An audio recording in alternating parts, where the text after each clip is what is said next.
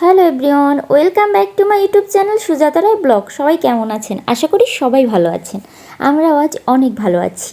চলে আসলাম আরেকটা mini blog নিয়ে। তো এই যে আজ কিন্তু আমরা ঘুরতে চলে এসেছিলাম হচ্ছে হাদিস পার্কে। তো এই যে বাড়ি থেকে কিন্তু রেডি হয়ে বের হয়ে গিয়েছিলাম। আর আজ কিন্তু আমি বাসা থেকে আসি নাই, গ্রামের বাড়ি থেকে এসেছি। তো এই যে এখন কিন্তু হচ্ছে যাচ্ছি আমরা হাঁটতে হাঁটতে সামনের দিকে। তো এই যে বোনও কিন্তু এখন হাঁটছিল, কারণ হচ্ছে আমরা শিশু পার্কের ওখানে নেমে গিয়েছিলাম, এই জন্য একটু হাঁটাহাঁটি করা লাগছিল। এরপর কিন্তু আমরা চলে এসেছিলাম পিকচার প্যালেসে।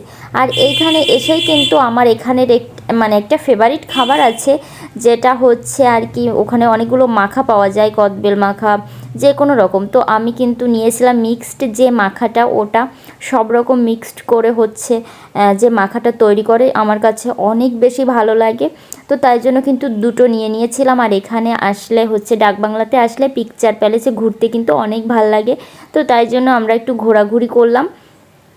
এরপর কিন্তু আমরা চলে এসেছিলাম হাদিস পার্ক, আর ওখানে কিছুক্ষণ বসেছিলাম। এরপর কিন্তু খাবার খেতে ইচ্ছে করছিল, তো তাই জন্য বাইরের দিকে এসেছিলাম। আর এখানে এসে দেখলাম ছোটোবেলার একটা খাবার, এই যে এটার নাম কি মেবি কি বলে, কদমা না কি বলে, আমরা ছোটোবেলায় দেখেছি।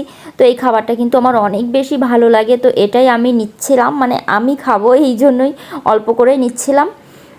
তো এখানে সামনের দিকে আরও ছিল হচ্ছে আচার ছিল, চাটনি বলে মেবি, তো চাটনি ছিল। তো এগুলাও খেতে কিন্তু অনেক মজা। বোন খাবে, তো ওর যেটা পছন্দ সেটাই দেখছিল।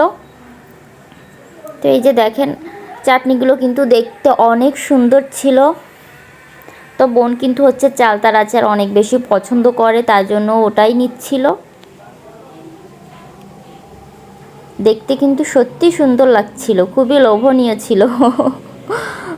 তো এরপর এই যে একটু ভিডিও করে নিচ্ছিলাম।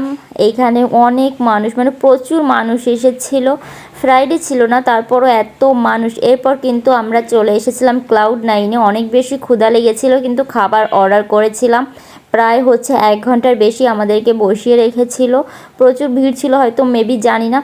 তো তাই জন্য হচ্ছে জাস্ট স্যান্ডউইচ দিয়েছিল 1 ঘন্টা পর। তো আমরা আর খাইনি, আমরা সব খাবারগুলো হচ্ছে পার্সেল করে নিয়েছিলাম, কারণ মেজাজটা এতটাই খারাপ লাগছিল।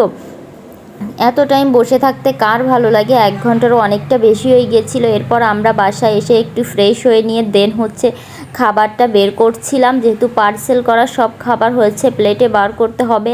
আর নিয়েছিলাম কিন্তু হচ্ছে প্লাটার, আর প্লাটার নিলেও অনেক রকম খাবার থাকে, যেগুলো বের করতে অনেকটা টাইম লেগে যায়। আমার তো অনেকটা টাইম লাগছিলো সবার খাবার হচ্ছে বাড়তে। তো এই যে আমি কিন্তু সব খাবারগুলো রেডি করে নিচ্ছিলাম। এখানে রেডি করতে করতে আমার ক্ষুধা লাগছিল, আমি কিন্তু খেয়ে নিচ্ছিলাম। তো এদিকে ভাই বসা ছিল, ওকেও হচ্ছে খাবারটা দিব।